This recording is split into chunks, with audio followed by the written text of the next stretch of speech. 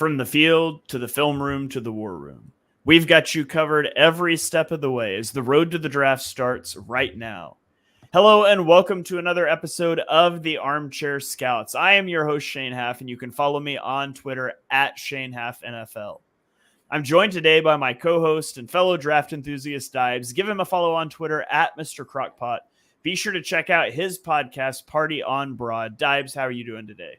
Doing well, man. Getting into the meat of this thing. Week 10 already. I feel like this season is flying.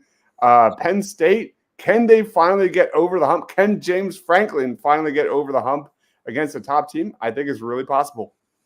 All right. We are going to get to that game here in just a moment. I'm also joined by his co-host on Party on Broad, Ryan. Give him a follow on Twitter at Philly Sports PSA. Ryan, how are you doing tonight? I'm doing fantastic. Ready to talk about our game of the week. It is a good one. All right. I'm ready. I'm glad to be back. My son played fall baseball this fall, and I was like, he played it last year. And we had a game or two on a Tuesday night, but it was mostly Thursday nights. And then the schedule came up this year and it was like all Tuesday nights. So we've been shuffling podcasts around. I've been missing shows. I don't think I've been on this show for like 3 weeks. So it's good to be back. Good to talk some college football with you guys. And as we normally do, we're going to give you guys an Eagles draft profile. Somebody we think the Eagles might be interested in. We'll profile them for you. Tell them where you can watch them play this weekend. And then we're going to get to our game of the week, and it is a good one this week, a top 5 matchup. But before we get there, Ryan, I'll throw it to you first. Who is the Eagles potential prospect, I should say, that you're profiling this week? Well, I'm going to go with a tight end. I know, shocker. That's been rising up the boards, and that's Harold Fanning Jr. At a Bowling Green. This dude right now is absolutely lighting up the college football world. I believe right now he is 4th overall in receiving yards. He is absolutely just really making a name for himself, including a fantastic game last week against Toledo, 6 for 74 and a touchdown. In the victory over Toledo. Listen, Fanning kind of was a name that I personally wasn't all that familiar with earlier in the year. But as a junior, he earned first team All-MAC honors last year after catching 44 balls with 625 and 6 touchdowns. He's honestly just a guy who has been steadily improving throughout his collegiate career. He's got an amazing burst off the line, which really kind of surprises defenders. And he's able to get vertical, and he's very consistent when winning one-on-one battles in routes, especially against linebackers. They seem to kind of have no chance against him. He's got amazing hands. If he gets a fingernail on it, seems like he's going to be pulling it in. And he's got great ball tracking skills as well. This is a guy who runs about a 4.6 40 as well. He definitely has some sneaky speed there that really helps in the yak game as well. So I will say, he's certainly not the biggest guy, but he does play strong. He's not the greatest blocker, but I feel like his technique is pretty sound. So I think with a little bit of coaching, I think next level, I don't see that being an issue. And honestly, he could use a little bit more kind of upgrading on some of his route tree. But honestly, this is a guy that you're not going to really see a lot, unfortunately, because of Bowling Green. But he really does have himself quite the year already. 947 yards, 66 catches, and 6 touchdowns, already surpassing what he did last year. This is definitely a guy to watch out for Bowling Green as they go up against Central Michigan this upcoming week. So Definitely a guy I'm going to keep my eye on and track throughout the draft process. Yeah, if you are watching Bowling Green versus Central Michigan, let it be for an Eagles game too, not because that's the only game you can get, because that doesn't sound very entertaining. But a tight end too, that could be entertaining for sure. Dives, I'll throw it to you. Ryan is having to reach way out here for tight ends now. Eventually we're going to have to let him talk about non-tight ends, but not yet. Not yet. Dives, who do you got here for your Eagles target?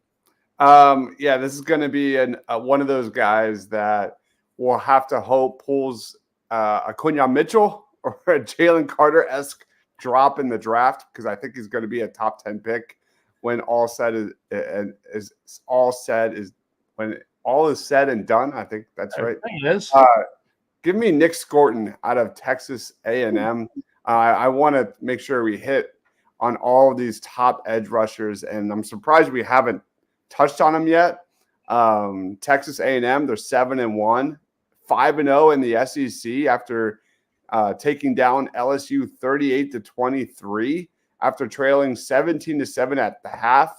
A huge part of the Aggies' success has been their elite front seven and defensive line, and the top guy on that is Nick Scorton. Against LSU, Nick Scorton had 7 pressures, a sack, 6 hurries, 3 tackles, and 4 run stops. Those numbers are fine and dandy, but when you consider those numbers were against Will Campbell, who is widely regarded as a top 10 pick in this year's draft. He's a left tackle. He's a beast. That's wild. A big part of Nick Scorton's game is his physical tools, solid size, great upper body strength, great athlete. I think this guy's the quintessential modern edge rusher that would fit really well with Vic Fangio. He's got the frame to be more of a traditional hand in the ground edge rusher, but through his time at Purdue and now with the Aggies, we've seen him drop back in coverage. We've seen him be a stand-up outside linebacker. His bread and butter, I think, in the NFL will be a true defensive end, but I think he's a better pass rusher than run defender at this point. Definitely raw, but that's okay. This guy's only going to be 20 years old come April. So he's a guy with a lot of upside, a lot of tools. I think he could be a top 10 pick. And Nick Scorton goes up against South Carolina this week, who is 4-3, and they rank 133rd in college football in sacks allowed, 130th in tackles for loss allowed. Look for Nick Scorton to have a huge game against South Carolina. All right. I'm going to go with another guy that can rush the passer a little bit. I'm going to go with edge rusher Abdul Carter out of Penn State. And you can watch him in our game of the week. You don't have to go to Bowling Green, Central Michigan. This is a game if you're watching college football, you're probably watching this one already. But keep an eye on Abdul Carter. He was a 4-star recruit coming out of high school, played in 12 games as a freshman.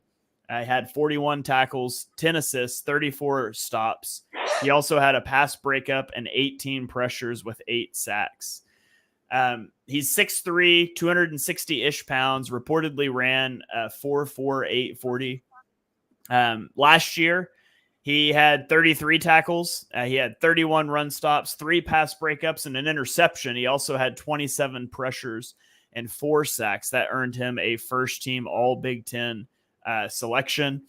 This year, he's playing exclusively as an edge rusher. He was more of an off-ball linebacker last year, and so he already has more pass rushing snaps this season than he did all of last year. And he's got 4 sacks and 21 pressures with 20 stops. He's just an impressive athlete. Bruce Feldman put him on his freaks list for his 4.48 40 time, 4.35 shuttle, a 10.7 broad jump, and power cleaning 350 pounds. And you see that on the field. He wins with speed and burst. He's got great agility and change of direction ability. So I think he can definitely develop some counter moves off of that with those change of direction abilities. Now, I don't think he has them yet. He's going to need to develop that. He needs to get better with his hands. But he's a high motor player.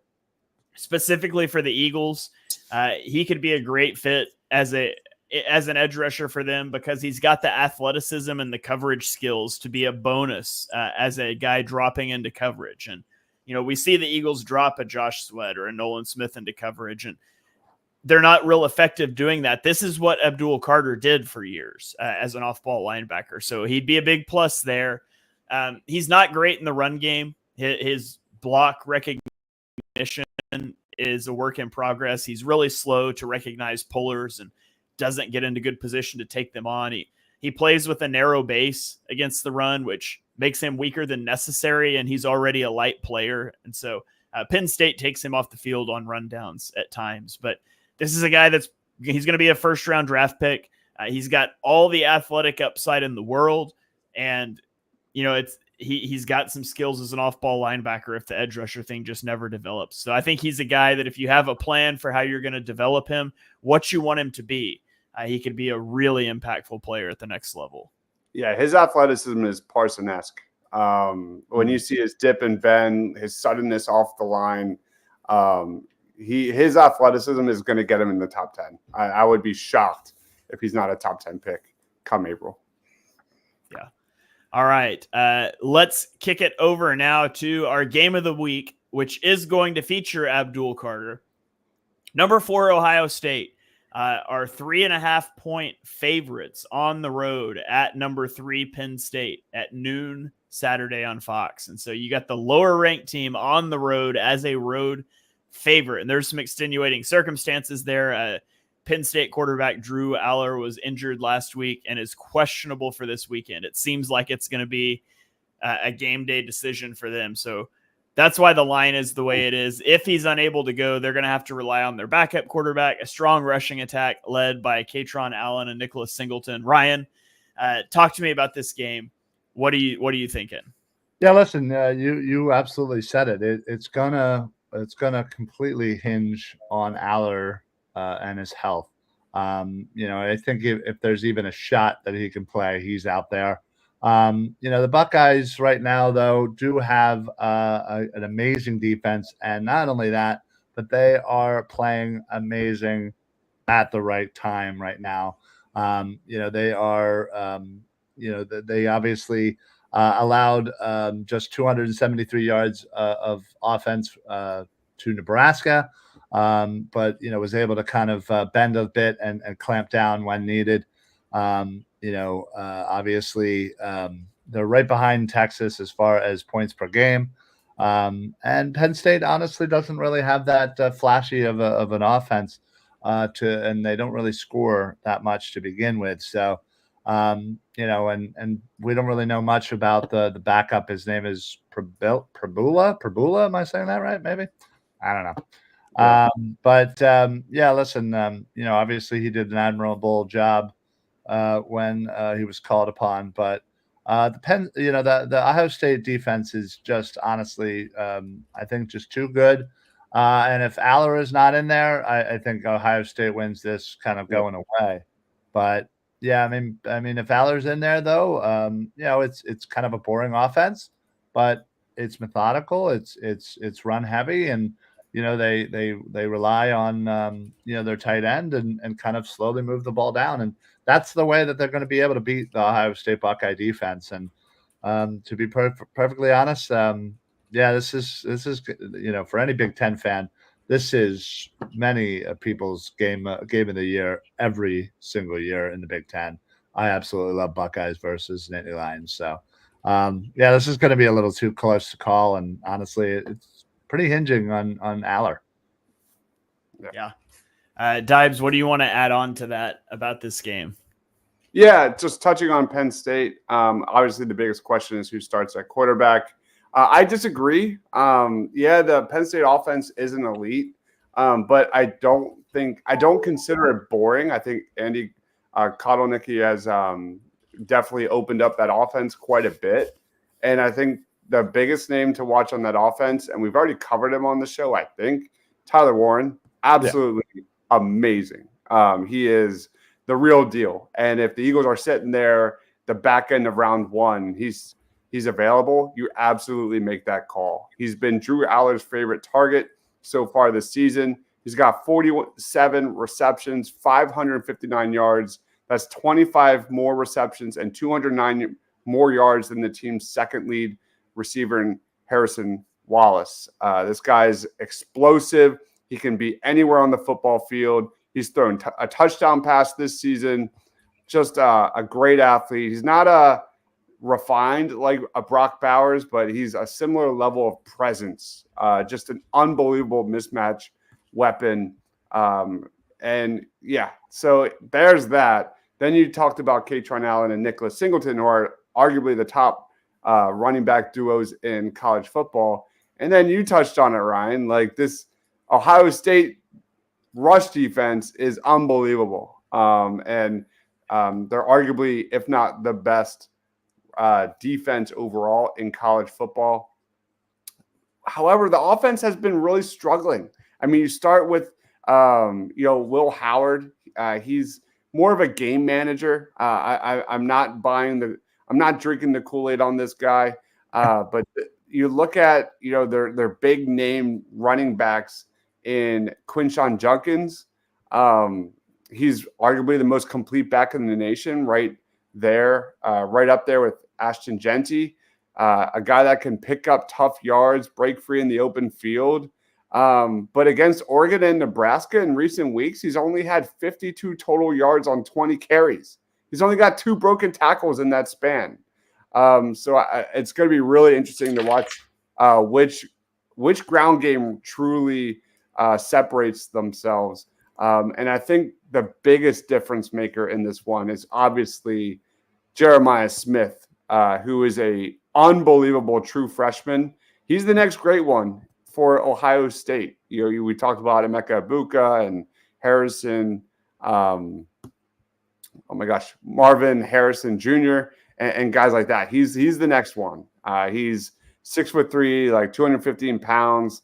He just is unbelievable at winning matchups on those 50-50 balls. He makes highlight reel catches over and over and over again every single week. Smooth route runner, can easily take a screen and take it to the house. He's a guy that like defenses have to account for because he's an elite level talent that can turn momentum in an instant. So keep an eye out on Jeremiah Smith.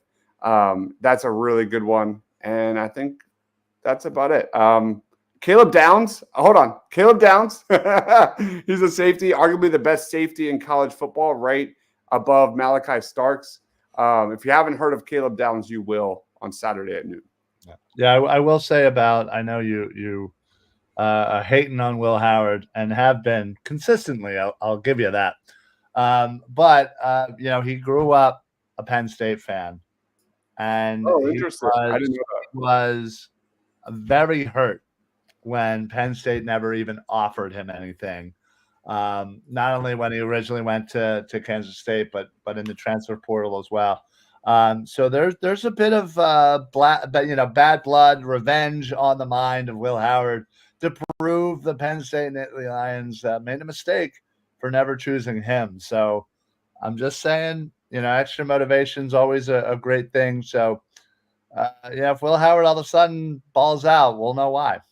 Yeah, I mean, the biggest matchup to watch in this one, we could go on and on. Like, Ohio State's offensive line has definitely looked shaky and stuff, whatever. But the biggest matchup, without a doubt, is James Franklin versus James Franklin, or James Franklin versus Big Ten. Like, this is it. This is the shtick. He's never been able to conquer Ohio State. He's literally he's not beaten. What's that guy? Ryan Day, I think his name. Ryan Day, yeah. Of Ohio State's never beaten him, and this is, I think, a week where Ohio State's not clicking on all cylinders right now, and it's a shame too because I talked on Party on Broad. Like, if Penn State had like one elite wide receiver on that squad, like, they could be real contenders. Because right now, I definitely think they're a little overrated. But I think it's going to be a very even game, and it's going to be whichever team wins in the trenches. It's as simple as that. Yeah. I mean, They definitely, Penn State, the way their schedule has worked out beautifully. This is really the only marquee game on their schedule. Let's be honest. And if they can get by Ohio State, they're in the Big Ten championship. I mean, they don't have to face Michigan. They don't have to face any of the many of the big new players in the Big Ten, and Indiana as well, who's coming out of nowhere. But listen, this means a lot for Penn State, and if they can survive Ohio State, Big Ten championship and a spot in the playoffs await them. So there's a lot on the line here. Yeah, not to mention Ohio State's coming off a narrow win at home against Nebraska, who not a very good football team. Of course, that was the week after they lose to Oregon with the meltdown at the end of that game. But Ohio State has won 7 consecutive matchups with Penn State. They've only allowed over 17 points once this season, and it was to Oregon. So it'd be a tough environment. Well, not tough environment. It's at Penn State. It would be a tough defense for a backup quarterback to be starting at. So I think a lot of it comes down to the health of Drew Aller, which is a really kind of a lame way to end a preview for what should be one of the marquee matchups. Hopefully he's healthy and ready to go. I will. Yeah. Anybody have anything else they want to throw out on this game? And you said it, like 0-7, the last 7 matchups. Like James Franklin, didn't he just get a contract extension? Like probably. I think he did, and it blows my mind how like they accept that. Like for a Penn State team that literally recruits their ass off, and then a big part of that is James Franklin. That's why he's there. Yeah, that's why he's there. Over the recruiter and bring in an actual head coach.